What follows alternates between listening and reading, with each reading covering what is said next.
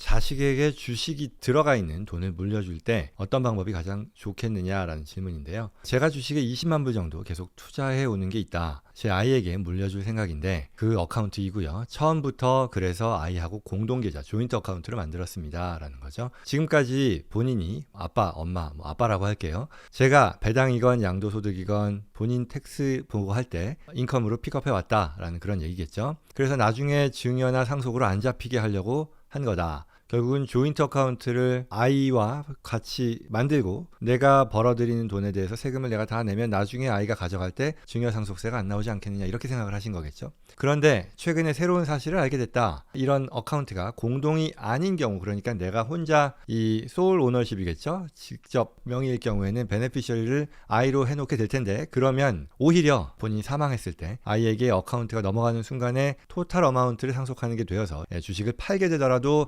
양도에 의한 소득을 하나도 안 낸다고 합니다. 이게 무슨 말이냐면 이 아이에게 어카운트가 넘어갈 때 이게 주식 계좌잖아요. 그러니까 주식의 가치가 토탈 어마운트, 시가로 인정을 받아서 나중에 아이가 이거를 팔더라도 그 올라간 이 마켓 밸류가 원가로 간주돼서 양도에 의한 소득을 안 낸다. 뭐 이렇게 이해하신다는 거죠. 그런데 그에 반해 지금처럼 공동 어카운트로 되어 있으면 주식을 팔았을 때 우리 아이에게 어닝이 잡혀서 양도소득에 해당되는 세금을 내야 한다. 그러니 내가 직접 이 소울 오너십의 그 개인 별도 어카운트를 갖는 게 더 낫지 않았겠느냐라는 그런 얘기죠. 이런 질문입니다. 그래서 공동 어카운트보다는 제 이름으로 되어 있는 것이 공동 어카운트보다 상속의 경우 훨씬 이득인 거냐라는 걱정 어린 질문이라고 하겠습니다. 다시 한번 좀 더 팩트를 보면요. 내가 증여를 해주고, 증여를 뭐 해준다라기보다는 이 내 돈으로 아들과 함께 소유하는 조인트 계좌를 만들어줬다는 거잖아요. 상식적으로 생각할 수 있는 내용일 겁니다. 조인트, 공동 소유를 한다는 얘기니까 결국은 여기서 가치가 늘어나는 것도 이미 공동 소유주인 아들한테 넘어가는 거니까 그러면 증여나 상속면에 있어서 당연히 유리하겠거니 라고 생각했었던 거죠. 그런데 이분이 걱정이 생긴 거예요. 어디선가 들었다라는 거죠. 뭐냐? 조인트보다 단독이 더 좋다. 왜냐하면 단독이면 내가 상속을 해줄 때 해당 주식, 계좌 안에 있는 주식을 시가평가로 올려주는데 조인트면 그게 안 된다는데, 또는 내가 그 조인트 중에 가진 부분만 시가평가로 올려줄 수 있다라는데, 그러니 안 좋은 거 아니냐. 전체가 올라가지 않으니까. 그래서 질문의 요지는 증여, 상속, 소득세 이런 면에서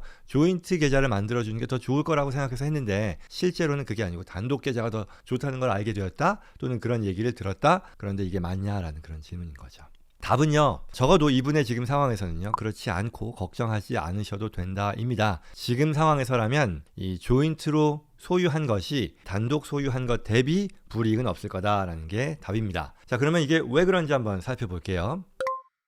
첫 번째로 관련 규정 내지는 내용일 텐데 당연히 두 가지로 구분이 될 겁니다. 내가 금융계좌, 이 투자 계좌를 열었을 때 개인 계좌로 열 수 있을 것이고요. 공동 계좌로도 열 수 있다는 얘기예요. 개인 계좌는 사실 말할 필요도 없잖아요. 내가 늘 여는 그런 브로커리지 어카운트라든가 금융계좌 다 해당이 될 것이고요. 그러면 이제 공동계좌라는 건 뭐냐? 나와 다른 누군가가 공동으로 소유하는 조인트 어카운트일 텐데, 그러면 여기서의 오너십이라고 하는 것에 대한 규정은요, 어떻게 되느냐? 가장 중요한 것, single most important factor라고 한다면 내가 투자한 비중, 금액이 가장 중요합니다. 예를 들어서요, 아까 바로 위에 사례죠. 아버지가요 100% 넣었을 거예요. 그리고 추가로 가정한다면 아버지는 이에 대해서 100%를 넣으면서 자녀에게 조인트 어카운트에 대한 어떤 공동 소유주로서의 권한은 줬지만 아버지가 넣은 금액에 대해서 어떤 증여 이사를 밝히지는 않았을 거라고 가정해요. 왜냐하면 그런 얘기가 없을 뿐더러 계속해서 본인이 세금 내고 이런 걸 해왔다라는 걸 봐서는 증여세 신고를 안 했으면 물론이고요. 그에 대해서 본인이 계속 계좌에 넣고 그 자산을 다 본인 돈으로 넣고 투자를 해왔을 거다라는 거죠. 자, 그렇다면 이거는 아버지가 100% 출자한 조인트 계좌라고 보면 됩니다. 그러면 이 경우에 비록 조인트 어카운트라고 되어 있다 하더라도요, 어떤 식의 과세의 해석에 적용을 받게 되냐면 아버지가요 100% 소득세 다 냅니다. 소득은 아버지 거예요. 그리고 또한 여기서 자라난 자산은요 100%가 다 아버지가 만약에 돌아가셨을 때 그때 100%가 상속 자산으로 간주가 된다라는 얘기죠. 그러면 이제 궁금한 게 있어요. 아들은 조인트 오너인데 언제 이에 대해서 과세 면에 있어서 결과가 영향을 미치게 되느냐일 텐데요. 대표적인 건 첫 번째, 앞서 얘기했던 것처럼 아버지가 거기에 100%의 돈을 넣으면서 이 중에 일부는 나 아이한테 증여한 거예요 라고 하고 증여세 신고가 만약 적용된다면 그걸 했다면 그 금액 또는 그 비율만큼은 아들에게 증여가 된 것으로 간주되겠죠. 그러니 그때부터는 그 해당 자산의 어떤 증감에 대한 과세는 아들의 부담이 된다는 거죠.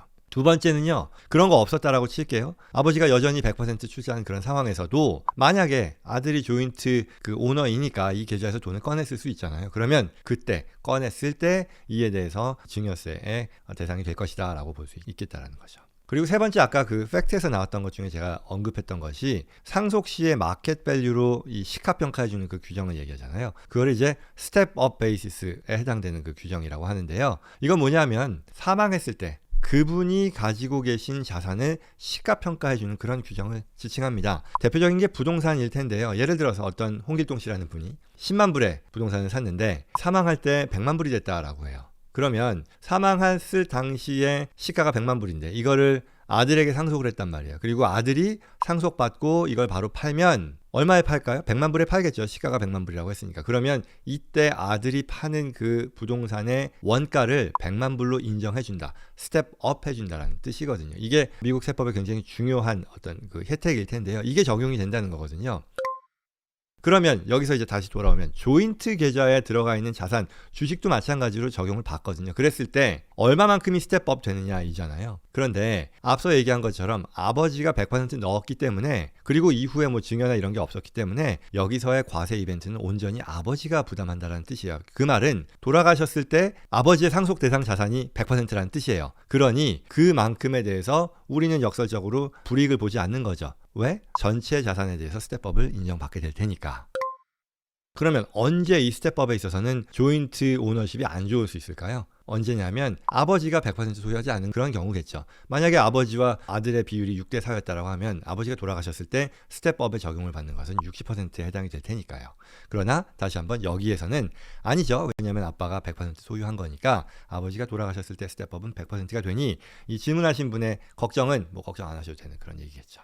자, 결론입니다. 조인트 계좌는요, 누가 돈을 넣는지가 가번해요. 가장 중요한 거예요. 예컨대 6대 4로 넣었으면 그 뒤에 소득도 6대 4이고 자산은 6대 4의 비중이 된다는 얘기예요. 그런 식으로 당연히 소득세 세금 신고도 해야 되겠죠. 이 아버지가 예를 들어 6대 4라면 아버지가 그 6의 소득에 대해서 소득세 신고하고 아들이 4를 신고할 것이에요. 사망 시도 마찬가지죠. 아버지가 돌아가시면 60%만 스텝업이 된다는 얘기고요. 물론 여기서요, 이 조인트 오너가 부부이고요, 뭐 커뮤니티 프로퍼티 스테이시고 뭐 이런 얘기는 복잡해지니까 오늘은 빼겠습니다. 일반적으로 지금 말씀드린 그런 규정이 적용된다라는 거죠.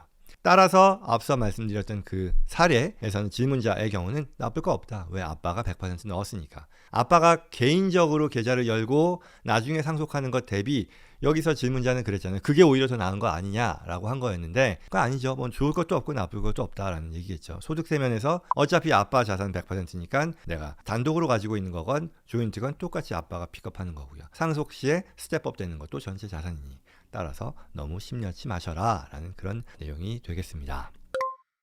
One more thing입니다. 프로베이스를 한번 생각해 볼 수 있어요. 프로베이스라는 게 결국은 돌아가셨을 때 그 해당 자산, 돌아가신 분이 가지고 있는 자산이 법원의 어떤 검증 절차에 따라서 상속되는 그 과정이잖아요. 안 하고 싶다고 했어요. 프로베이스를 안 하고 싶다라고 했을 때 공동계좌라고 했을 때는 어떻게 될까? 만약에 돌아가셨을 때 이 조인트 오너로 바로 넘어가느냐와 관련해서는요. 오너십 자체가 자동적으로 그 right of survivorship이라고 하는데요. 자동으로 생존자에게 넘어가는 그런 기능이 있는지 아닌지에 따라서 프로베이트 여부가 결정이 된다라는 거고요. 그리고 단독 계좌라고 하면 반드시 프로베이트를 거치느냐 그거 아니죠. 왜냐하면 그 계좌에 베네피셔리를 지정할 경우에도 그 해당 자산은요 사망 후에 베네피셔리에게 프로베이트 없이 넘어갈 수 있고요. 그보다 더 좋은 것은 뭐다? 리빙 트러스트를 만드는 것이다. 이러한 상황에서 리빙 트러스트 소유로 해당 금융자산을 넣게 될 경우에는 사망 후에도 트러스트의 규정에 따라 상속이 되니 프로베이트를 거치지 않는다라는 거죠. 그래서 추가의 뭐 one more thing에 대한 결론이라면 리빙 트러스트 꼭 만드십시오라는 것까지 이어서 말씀드립니다.